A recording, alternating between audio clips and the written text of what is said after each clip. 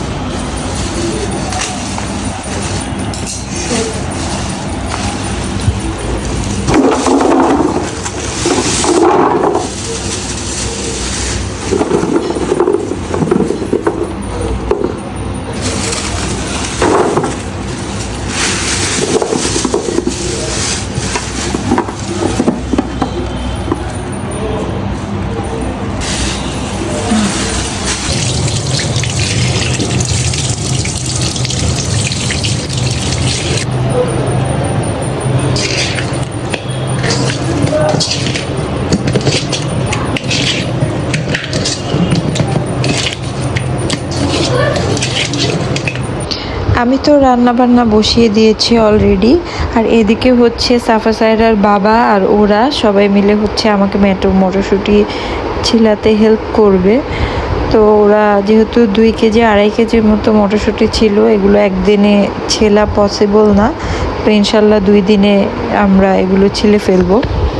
সবাই মিলে এখানে হচ্ছে মটরশুঁটি ছিলা হচ্ছে। তো 2 মেয়ে আর বাবা দেখুন কত সুন্দর করে, এগুলোই হয়তো একসময় স্মৃতি হয়ে থাকবে স্মৃতির পাতায়। তো আমি হচ্ছে টমেটোগুলো একটু ফ্রিজে ঢুকিয়ে রাখছি আর অন্যান্য জিনিসগুলো একটু নেড়ে চেড়ে গুছিয়ে দিচ্ছি। টমেটো মোটামুটি ফ্রিজে প্রায় 14-15 কেজির মতো করেছি এগুলো সহ।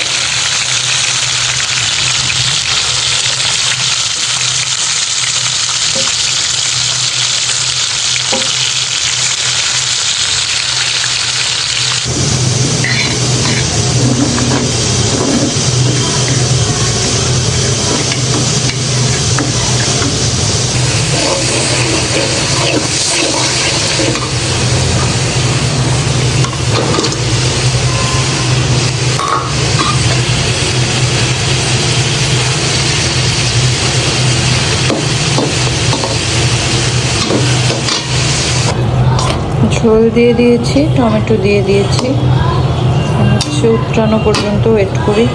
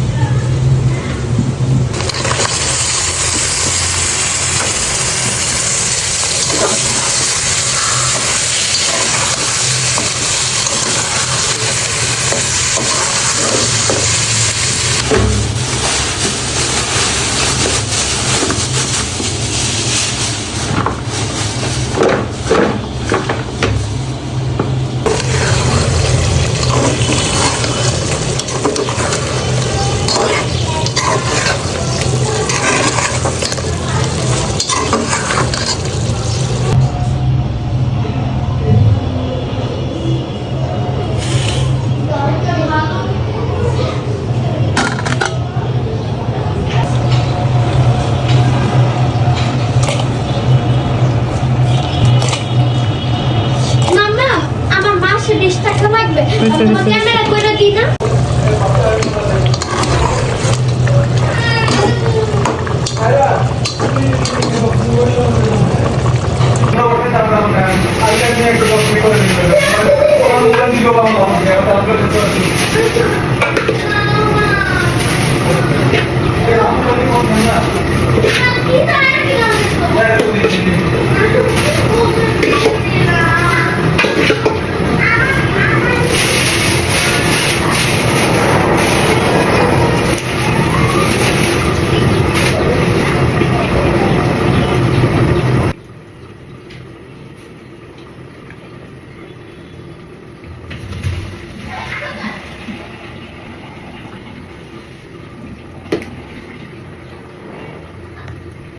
আজকের জন্য এতটুকুই। ভিডিওটি ভালো লাগলে অবশ্যই লাইক, কমেন্টস এবং শেয়ার করতে ভুলবেন না।